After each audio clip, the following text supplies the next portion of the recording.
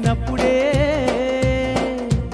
ఎదురు చూసే నా తండ్రి కళ్ళ ముందు కనబడంగా కళ్ళు చెమ్మగిల్లినాయి తండ్రి. హనుమాని నువ్వు వెలిసినప్పుడే ఎదురు చూసే నా తండ్రి కళ్ళ ముందు కనబడంగా కళ్ళు చెమ్మగిల్లినాయి తండ్రి. వందనాలు వందనాలు